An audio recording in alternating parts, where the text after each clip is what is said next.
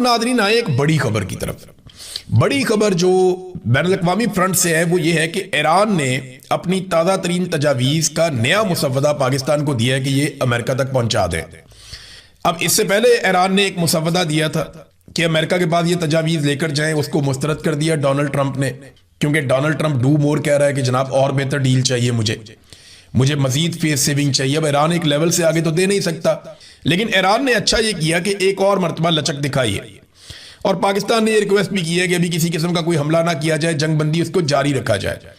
America ने इसको गैर मुअय्यना मुद्दत के लिए जंगबंदी की हुई है और ईरान जारहियत तो कर नहीं रहा, तो वो बैठा हुआ सुकून से, लेकिन जो नाकाबंदी हुई है वो लगातार ईरान को परेशान कर रही है और हर गुजरते दिन के साथ ईरान के लिए मुश्किलात बढ़ रही हैं। ऐसा नहीं है कि नाकाबंदी से ईरान को कोई प्रॉब्लम नहीं हो रहा, बिल्कुल हो रहा है, काफी प्रॉब्लम हो रहा है और इस प्रॉब्लम का कोई ना कोई हल ईरान को निकालना पड़ेगा।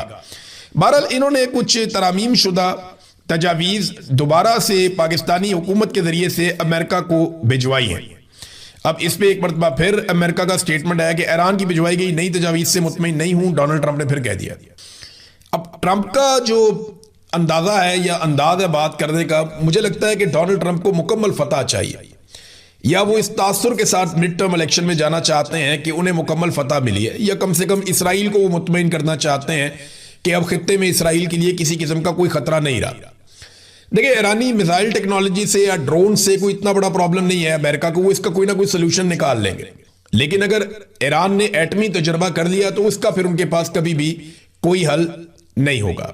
फिर जितनी मर्जी ईरान पे पाबंदियां लगाएं, अल्टीमेटली इनको ईरान से बात करनी पड़ेगी और एक वक्त आएगा कि ईरान नॉर्मल बाकी मुल्कों की तरह जिनके पास एटमी कुव्वत होने का एक सर्टिफिकेट है या जिनके पास एटमी हथियार है, उनकी तरह ईरान भी सरवाइव करेगा। ईरान को central Asia, Russia, even Pakistan side, India, ये सब ईरान से ताल्लुकात रखते हैं। आप बिल्कुल उसको बंद करके नहीं रख सकते, बहुत बड़ा मुल्क है, एक तरफ उसके तुर्की है, इराक है, ऊपर रशिया है, सेंट्रल एशिया से मिलता है, अफगानिस्तान से मिलता है, पाकिस्तान से मिलता है और बहुत बड़ी सरहदें हैं, सामने की तरफ ओमान है, बहुत सारे खलीजी मुमालिक हैं। तो ईरान कोई ऐसे तर्न वाला नहीं है जिसको आप समझें कि बिल्कुल ही एकदम खत्म हो जाएगा। तो अब ये ईरान ने तजावीज़ दी, लेकिन डोनाल्ड ट्रंप ने, क्योंकि डोनाल्ड ट्रंप के कोर्ट में बॉल है, तो डोनाल्ड ट्रंप ने ही फैसला करना है कि अब क्या होगा। तो डोनाल्ड ट्रंप ने कहा जी कि वो मुतमईन नहीं है, ये नहीं बताया दोनों ने कि तजावीज़ है क्या। लेकिन ईरान ने मजीद फ्लेक्सिबिलिटी दिखाई है, तो मे बी फ्लेक्सिबिलिटी यही हो कि यूरेनियम को चंद सालों के लिए वो डील दे रहे हो कि जी इतने सालों तक हम कुछ भी नहीं करेंगे, हम आपके मुआहदे के मुताबिक चलेंगे, हम ये चीजें तय कर लेते हैं। मे बी ईरान जो है वो इन चीजों पे एग्री कर गया हो। और दूसरा, आपने हुर्मुज़ को खोलने के लिए चाइना ने भी अक़वाम मुत्तहिदा में बात की है। ईरान कहता है जी आप ये नाकाबंदी खत्म करें, मैं आपने हुर्मुज़ को खोल देता हूं, तो ये विन विन सिचुएशन हो जाएगी दोनों के लिए। लेकिन ईरान के पास आपने हुर्मुज़ का एक ऐसा पॉइंट अब हमेशा के लिए आ जाएगा कि वो जब चाहेगा ये दुखती रग को पकड़ लिया करेगा। ये बात अमेरिका को और अरब ममालिक को समझ आ गई। वो कोई इसका ऐसा सोल्यूशन निकालेंगे या कोई ऐसा हल निकालेंगे कि बैनुल-अक़वामी सतह पे आपने हुर्मुज़ को आइंदा कंट्रोल किया जाएगा, वो कुछ ऐसा करना चाहेंगे। तो ईरान भी अपने आप को मुकम्मल तौर पे बाहर नहीं निकालेगा। अमेरिका ने, क्या ये मुमकिन है कि अमेरिका हमला करे? तो इसके लिए जो बड़ी खबर है मैं आपको बताता हूं कि CENTCOM commander admiral Brad Cooper और पीट हेग्सेट जो इनके वज़ीर दिफा है और joint chief chairman general Dan Caine, इन्होंने डोनाल्ड ट्रंप को ईरान के खिलाफ मुमकिन नए मिलिट्री ऑपरेशन पर ब्रीफिंग दी और 3 ऑप्शंस पे गौर किया गया। यानी डोनाल्ड ट्रंप ने ब्रीफिंग ली है सेंटकॉम के कमांडर से और उसके साथ वज़ीर दिफा थे, उसके बाद जो है वो ज्वाइंट चीफ चेयरमैन थे और इन सब से उन्होंने ब्रीफिंग ली है और 3 ऑप्शन पे गौर किया गया। नंबर 1 ये है कि मुख्तसर मुद्दत में शदीद तरीन हमला किया जाए ईरान पे और साथ ही मुज़ाकरात करके मामला हल किया जाए ताकि फेस सेविंग हो जाए बड़े पैमाने पे। नंबर 2, आपने हुर्मुज़ पे कब्जे का एक मंसूबा पेश किया गया कि अगर इस पे कब्जा करना है पूरे तरीके से तो उसमें क्या करना पड़ेगा। नंबर 3, ईरान से अगर अफसूदा यूरेनियम उठाकर लेकर जानी है तो जमीनी ऑपरेशन करना है तो उसका तरीकाकार क्या होगा। ये 3 ऑप्शंस उनके सामने डोनाल्ड ट्रंप के रखी गई हैं जो अमेरिकन मीडिया में रिपोर्ट हुई। याद रखिएगा कि 26 फरवरी को, यानी 28 फरवरी को अटैक किया था अमेरिका ने और 26 फरवरी को डोनाल्ड ट्रंप को बिल्कुल ऐसी एक ब्रीफिंग दी गई थी हमले से 2 दिन पहले। यानी पिछली मर्तबा हमले से 2 दिन पहले बिल्कुल ऐसी ही ब्रीफिंग डोनाल्ड ट्रंप ने ली थी और अब उसी नौइयत की ब्रीफिंग दोबारा डोनाल्ड ट्रंप ने ली है। तो क्या डोनाल्ड ट्रंप दोबारा हमला करने जा रहे हैं? देखिए, हमले की सूरत में अमेरिका को सबसे पहले अपने बैरी बेड़े पीछे हटाने पड़ेंगे। उसकी वजह यह है कि पिछली मर्तबा अमेरिकी अड्डों के ऊपर जो ईरान ने अटैक किया वो अमेरिका के लिए हिला देने वाली चीज थी, वो उसकी तवक्को नहीं कर रहे थे और काफी नुकसान हुआ अमेरिका का, इसराइल का भी, अरब ममालिक का भी। अब इस मर्तबा ईरान ने अपने अहदाफ अलग अलग किस्म के बताए हुए हैं। ये जो बैरी बेड़े हैं ना अमेरिका के, ये बहुत कीमती हैं, अरबों डॉलर के हैं। तो अमेरिका नहीं चाहेगा कि ये समुद्र की तह में चले जाए, लिहाजा वो इन बेड़ों को पहले पीछे हटाएगा और उस जगह पे लेकर जाएगा जहां से वो ईरान की रेंज से बाहर चले जाए। फिर वो अपनी जंगी हिकमत अमली के ऊपर अमल करेगा। ये बहुत लंबा चौड़ा प्रोसीजर है। जैसे ये लड़ाई होगी आप देखेंगे ये सारी चीजें इनको करनी पड़ेंगी। नाज़रीन, अमरीकी सदर को ना अगर वो कोई जंग शुरू कर दे तो 60 दिन के अंदर उसे कांग्रेस से मंजूरी लेनी होती है। इस हवाले से ये अमेरिका का आईन कहता है। तो डोनाल्ड ट्रंप से जब पूछा गया कि जनाब आज 60 दिन मुकम्मल हो गए तो क्या आप कांग्रेस से इसकी अप्रूवल ले रहे हैं, तो कोई इतनी अच्छी पोजीशन तो नहीं है अमेरिका में डोनाल्ड ट्रंप की। तो उन्होंने कहा जी कि मुझे अप्रूवल लेने की जरूरत नहीं है। उसकी वजह यह है कि 60 दिन से पहले जंगबंदी हो चुकी है, यानी हमारी जंगबंदी तो अप्रैल में शुरू में हो गई थी और जंग 60 दिन तक चली नहीं। तो क्योंकि जंगबंदी हो गई है और उन्होंने एक लेटर भी लिख दिया डोनाल्ड ट्रंप ने कि अभी हमारी कोई जंग नहीं चल रही, लिहाजा उनके मुताबिक उन्हें कोई जरूरत नहीं है जंग की इजाजत लेने की ईरान के साथ लड़ाई के हवाले से, क्योंकि जंगबंदी हो चुकी है 60 दिन से पहले। अब अगर दोबारा जंग शुरू होती है तो इसके लिए डोनाल्ड ट्रंप को फिर जो आईनी रुकावट है उसको अबूर करना पड़ेगा। IAEA के सरबराह हैं राफेल ग्रोसी, उन्होंने एक स्टेटमेंट दिया। ये वो एजेंसी है जो एटमी मवाद के हवाले से बैनुल-अक़वामी सतह पर निगरानी करती है। अब राफेल ग्रोसी जो इसके सरबराह है उन्होंने एक स्टेटमेंट दिया। उन्होंने कहा जी कि उनकी इतला के मुताबिक ये कवी इम्कान मौजूद है कि ईरान की जो अफसूदा शुदा यूरेनियम है, जो एनरिचमेंट हो चुकी है यूरेनियम की, जो तैयार है जिससे एटम बम बन सकता है 2 हफ्तों के अंदर अंदर, वो जो यूरेनियम है वो अस्फहान में ही मौजूद है, जो जौहरी मरकज है वहां पे। ये दावा किया उन्होंने। अब अगर वो वहां मौजूद है तो अमेरिका वहां पे कैसे अटैक करेगा? याद रखिएगा इससे पहले जो लड़ाई झगड़ा हुआ था बहुत बड़े पैमाने पे वो इस्फहान में ही हुआ था। इंटरनेशनल फ्रंट पे एक और खबर है नाज़रीन के गुज़िश्ता 4 सालों में जो तेल की कीमतें रही हैं बैनुल-अक़वामी सतह पे, आज 4 सालों का रिकॉर्ड टूट गया। तेल की कीमतें बुलंद तरीन सतह पर पहुंच गई हैं और डोनाल्ड ट्रंप के लिए ये काफी सख्त है, क्योंकि बहुत सारे ऐसे ममालिक जो डोनाल्ड ट्रंप के इत्तेहादी हैं वो अब बराह रास्त मुतासर होना शुरू हो गए हैं और कहीं ना कहीं वहां पे जो है निज़ाम ज़िंदगी तो मफलूज नहीं हुआ, लेकिन उनके कारोबारी मामलात, उनकी मईशत के मामला जो है वो मुतासर हो रहे हैं। जेट फ्यूल की कमी की वजह से फ्लाइटों की कीमतें बढ़ रही हैं और फ्लाइटें कैंसिल भी हो रही हैं।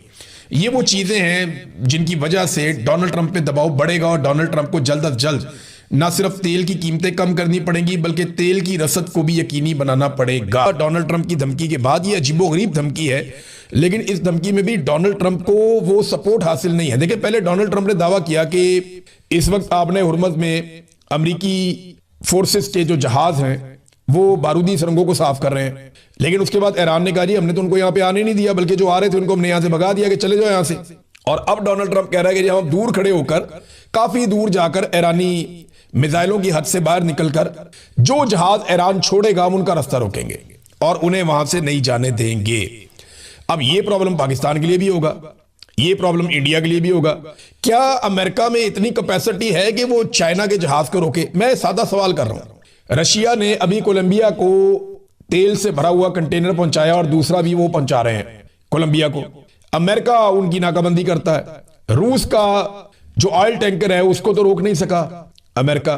चाइना जब अपनी जरूरत के लिए यहां से ईरान से या गल्फ में से, आपने हुर्मुज़ में से निकाल कर वो तेल लेकर जा रहा होगा तो पैसा तो अरबों को मिलेगा ना, और कुछ पैसा ईरान को मिलेगा। फायदा तो इन दोनों मुल्कों का होगा। तो जब अमेरिका बाहर उनकी नाकाबंदी करेगा तो फिर अमेरिका के खिलाफ कौन होगा? चाइना, अरब या ईरान? ये डोनाल्ड ट्रंप की हिकमत अमली मुझे समझ नहीं आई। मुझे ऐसा लगता है कि ये वाला जो काम डोनाल्ड ट्रंप ने किया है इससे भी बिलाखिर डोनाल्ड ट्रंप को पीछे हटना पड़ेगा, क्योंकि इनके पास और कोई रास्ता नहीं है। डोनाल्ड ट्रंप ने बिल्कुल वही काम किया जैसा काम वियतनाम की लड़ाई के बीच में एक अमेरिकी लेफ्टिनेंट कैलियन था, उसने एक बयान दिया था। उसने कहा था कि हमें वियतनाम का एक गांव है, इसको बचाने के लिए ना इस गांव को तबाह करना पड़ेगा। ये इस तरह का डोनाल्ड ट्रंप ने काम किया है। वो भी तारीख के अंदर लिखा गया, लोग याद रखेंगे। अगर डोनाल्ड ट्रंप ने ये कारनामा कर दिया कि आपने हुर्मुज़ को खुलवाने के लिए हमने समुद्री रास्ते बंद कर दिए थे, तो ये भी लोग याद रखेंगे कि भाई ये अजीबोगरीब काम किया। इससे अमेरिका की मुखालफत में इजाफा होगा, अमेरिका के लिए कोई अच्छे लोगों के रिमार्क्स नहीं होंगे, या जो मुख्तलिफ ममालिक हैं वो खुश नहीं होंगे डोनाल्ड ट्रंप की इस हरकत से। नाज़रीन, पाकिस्तान के अंदर थोड़ी सी तवज्जो हमें करनी चाहिए। देखें, क्योंकि इंटरनेशनली खबरें बहुत ज्यादा है, लेकिन इमरान खान साहब के साथ जुल्म की इंतहा हो गई है। ये कैसे हो सकता है कि एक साबिक वजीर आजम की मुलाकातें ही बंद कर दी जाएं, उसे कैद तन्हाई में डाल दिया जाए, ना वकील मिलते हैं, ना फैमिली मिलती है, ना डॉक्टर मिलते हैं, ना वो अपनी पॉलिटिकल पार्टी के लीडर से मिल सकता है। ये क्या बकवास है भाई। मुल्क को बनाना रिपब्लिक बना के रख दिया। एक जर्नैल फैसला करता है जनाब मुलाकातें बंद कर दो, और पूरा निजाम मुलाकातें बंद कर देता है। ये कोई तरीका है, कोई इंसानियत है? अब उठा के किसी जर्नैल को अगर डाल दें इस तरह, आसिम मुनीर साहब को सोचे एक लम्हे के लिए कि आसिम मुनीर साहब को उठा के जेल में डाल दिया जाए और उनकी मुलाकातें उनके बीवी बच्चों से, खानदान से, रिश्तेदारों से, वकीलों से, सबसे बंद कर दी जाएं और वो पड़े रहे जेल के अंदर। इमरान खान को तो पीछे से लोग आवाजें देते हैं, लोग निकलते हैं उसके लिए दुआएं करते हैं, तो आसिम मुनीर साहब के लिए तो आवाज भी नहीं उठनी। तो वो ये बात सोचें कि अगर ये उनके साथ हो तो क्या होगा। और वो इतना बड़ा लीडर है पूरी दुनिया में, उसका नाम है, उसके साथ हरकतें क्या कर रहे हैं ये। उसकी आंख की बिनाई जाया हो रही है हुकूमती रिपोर्टों के मुताबिक, फिर भी बाज नहीं आ रहे। अब इमरान खान के बेटों ने यूएन को लिखा है, उम्मीद करते हैं कि इंटरनेशनली आवाज उठेगी, इमरान खान साहब की मुलाकातें खोली जाए, कि उनके ऊपर जुल्म और बर्बरियत बंद की जाए। पूरी दुनिया में इनको चौधरी बनने का शौक है, पाकिस्तान के अंदर तो इंसाफ होने दें यार। आप पाकिस्तान में इंसाफ होगा तो आप बाहर इंसाफ कर पाएंगे ना। आप बाहर जितने मर्जी चौधरी बन जाएं, जितने मर्जी आप बाहर जो है वो अपना नाम बना लें, जितने मर्जी आप लोगों के चाहे जूते पॉलिश करें, चाहे उनके साथ यारियां डालें, चाहे जो मर्जी करें, उनको सलूटें करें, आप उनके लिए तोहफे लेके जाएं, जो मर्जी करें आप, जब तक आपका हाउस इन ऑर्डर नहीं होगा, जब तक आप अपने घर के अंदर इंसाफ की फराहमी नहीं करेंगे, तब तक आपको कुछ नहीं मिलना। आपका मुल्क एक कदम आगे नहीं बढ़ सकता। एजाज चौधरी साहब की हालत देख लें। सेनेटर एजाज चौधरी, निजाम किस बात का बदला ले रहा है उनसे कि वो गैर आईनी और गैर कानूनी बात नहीं मान रहा मिलिट्री एस्टेब्लिशमेंट की। मिलिट्री एस्टेब्लिशमेंट ने उनसे जो डिमांड किए हैं वो गैर आईनी है, गैर कानूनी है, और एजाज चौधरी साहब ने वो गैर आईनी और गैर कानूनी बातें मानने से इनकार कर दिया। अब वो जिंदगी और मौत की कश्मकश में, बुरी हालत है उनकी, तो किस बात का आप इंतजार कर रहे हैं। उन्हें इलाज नहीं करवाने दिया, इतने दिनों तक उनकी हालत बिगड़ गई। ये रजीम इस वक्त पाकिस्तान के अंदर देखें, ये जो फील्ड मार्शल आसिम मुनीर साहब का बनाया हुआ रजीम है ना, यह जो निजाम है, इसमें इंसानियत खत्म होती चली जा रही है। हम दुनिया के अंदर इंसानियत चाहते हैं, पाकिस्तान के अंदर नहीं चाहते। पूरी दुनिया की रिपोर्टें बता रही हैं कि इंसानी हकूक की पामालियों में पाकिस्तान बहुत आगे जा रहा है। फॉर गॉड सेक, होश के नाखून लें, इससे पहले कि बहुत देर हो जाए और नफरत इतनी फैल जाए कि फिर किसी से कंट्रोल ना हो। बहनें जाती हैं तो इमरान खान साहब की तरफ से सख्त स्टेटमेंट आता है, वो आकर बाहर बता देती हैं, तो मामला वहां से खराब होता है, आप मुलाकात ही ना करवाएं। अब इमरान खान की बहन ये बात कर रही है कि जनाब नहीं, हमारी पार्टी हमारे खिलाफ हो गई, वो नहीं मिलवाने देते। दूसरा, पार्टी के अंदर शदीद इख्तिलाफात पैदा हो गए हैं कि इमरान खान साहब को बाहर कैसे लेकर आना है। देखिए, इस वक्त कुछ लोग हैं जो चौधरी बने हुए हैं और इमरान खान साहब के आशीर्वाद से बने हुए हैं। उन्होंने ये दावा किया है कि इमरान खान के लिए हम रिलीफ हासिल करके दिखाएंगे, आप चंद महीने खामोश रहे। अब मेरे पास पक्की खबर नहीं है, लेकिन इस्लामाबाद में 3 लोगों ने, डिफरेंट लोगों ने यह दावा किया मेरे साथ, मुझे ये खबर दी, जिनमें से 2 जर्नलिस्ट हैं, एक और मेरा सोर्स है। उन्होंने ये कहा कि अगले 4 महीने तक किसी किस्म का कोई एहतजाज नहीं होगा। मैंने कहा जी क्यों नहीं होगा? उन्होंने कहा जी कि अचकजई साहब ने भी और बाकी लोगों ने भी ये कह दिया है कि अभी एहतजाज से आप रुक जाएं, और इन्हें कोई यकीन दहानी करवाई गई है मुबैना तौर पे कि कोई ना कोई रिलीफ आपको मिल जाएगा। अब इस किस्म की ट्रक की बत्तियों के पीछे ना एस्टेब्लिशमेंट भी आप देख लें एक वीडियो में, जहां पे चीन और पाकिस्तान के वज़ीर खारजा आमने सामने खड़े हैं। ये अगर आप वीडियो गौर से देखें और इसकी बॉडी लैंग्वेज को आप समझें तो आपको आइडिया हो जाएगा कि इसहाक डार साहब जान छुड़ा रहे हैं कि मैं गले मिल लूं किसी तरह, कोई वीडियो अच्छी बन जाए, और वो तब के फौरन उनको जो है वो अगली बात करते हैं।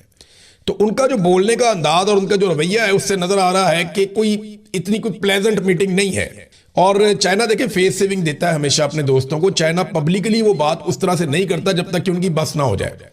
वैसे भी पाकिस्तान के ऊपर उन्होंने 50-60 अरब डॉलर लगाए हुए हैं, तो वो अपना पैसा ऐसे जाया तो नहीं करेंगे। पाकिस्तान के साथ वो ताल्लुक रखना चाहते हैं। चाइना ने पाकिस्तान के साथ मिलकर इंडिया के खिलाफ लड़ाई भी लड़ी है। ये अभी जो मई में लड़ाई हुई, इसमें चाइना ने पाकिस्तान को मदद किया था। तो ये बात हमें समझनी पड़ेगी बतौर पाकिस्तानी कि चाइना खुश नहीं है। और मुझे 2 डिफरेंट सोर्सेज से मैंने इसको कंफर्म किया। अभी कुछ और सहाफी हैं, उनसे मेरी बात हुई, उन्होंने भी कंफर्म किया, जो फॉरेन ऑफिस को कवर करते हैं, कि चाइनीज सख्त नाराज हैं और उन्होंने पाकिस्तान को मना किया है कि आप अफगानिस्तान से जंग में जाने की बजाय, दहशतगर्दी का मसला बड़ा जेन्युइन मसला है, उसको हल होना चाहिए, लेकिन आप मुज़ाकरात का रास्ता अपनाएं। और वैसे भी अफगानियों ने बहुत सारी ब्रीफिंग चाइना को भी दी है, पाकिस्तान के साथ बातचीत की कोशिश उन्होंने भी की, पाकिस्तान ने भी कोशिश की। देखें, एंड ऑफ द डे आपको टेबल पे बैठना ही पड़ता है। आप जितनी मर्जी जंग लड़ ले, आपको एक दिन टेबल पे बैठना पड़ता है। लेकिन पाकिस्तान में ना एक बदकिस्मती और है, हमारे यहाँ पे 2 तरह के इंतहा पसंद लोग हैं। ईरान सोने का भी बनकर आ जाए ना, तो हमारे सुन्नी लोगों में ऐसे लोग मौजूद हैं जो बहुत इंतहा पसंद है और वो शदीद नफरत करते हैं ईरान से। वो कुछ भी हो जाए वो कहते हैं नहीं जी नहीं, इसराइल से भी लड़ेगा तो ईरान ही गलत है ऐसे लोग। इसी तरह हमारे दूसरी तरफ जो शिया तबका है, उसमें भी बहुत सारे ऐसे इंतहा पसंद लोग हैं जो ये समझते हैं कि जनाब जो मर्जी हो जाए, अफगानिस्तान सऊदी अरब किसी सूरत काबिल कबूल नहीं है, इंतहाई काबिल नफरत गलत लोग हैं।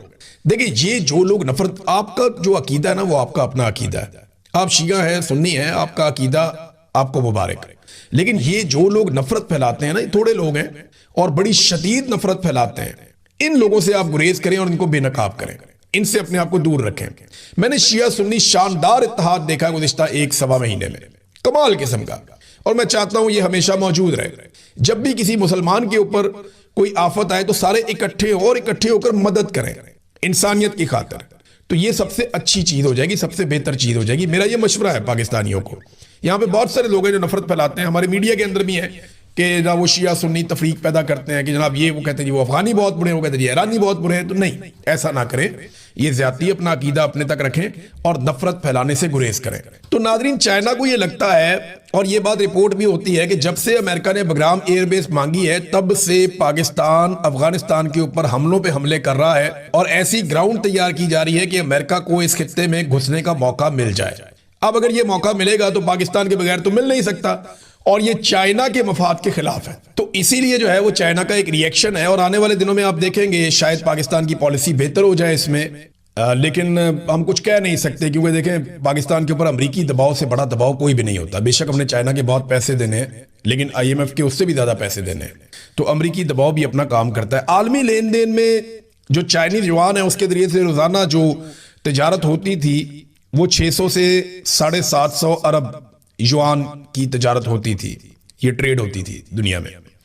मगर मार्च के मिड से लेके अब तक ये हैरत अंगेज तौर पे बढ़ गई है और लगातार बढ़ रही है, और अब 940 अरब युआन तक पहुंच गई है रोजाना। इसका मतलब क्या है? इसका मतलब यह है कि ईरान के साथ अमेरिका की जंग ने डॉलर की जगह पे युआन को कुछ फायदा दिया है। ये अब मरियम नवाज भट्टू साहिबा, जो बुशरा बीबी की बहन है, वो भी और इमरान खान की बहनें भी लगातार खदशात का इजहार कर रही हैं कि ये इमरान खान साहब की जान खतरे में है और उनको ये प्रॉब्लम में डाल रहे हैं। इमरान खान एक सेहतमंद इंसान है, वो बिल्कुल फिट फाट थे।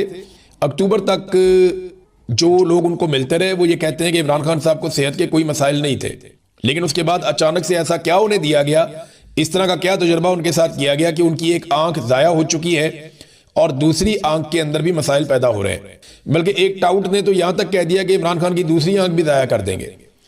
तो जिंदगी इमरान खान साहब की खतरे में है, और पाकिस्तानी जो हैं वो इमरान खान साहब के लिए कितना का एहतजाज कर रहे हैं वो मैं आपको क्या बताऊं।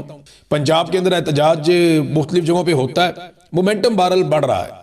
ऐसा नहीं है कि मैं बिल्कुल ही आपको मायूस कर दूं, मोमेंटम बढ़ रहा है। आहिस्ता आहिस्ता लोग एहतजाज की तरफ शिद्दत इख्तियार कर रहे हैं। आज़ाद कश्मीर यानी बंद हो गया, मुख्तलिफ एरिया से खैबर पख्तूनख्वा पूरा बंद हो गया।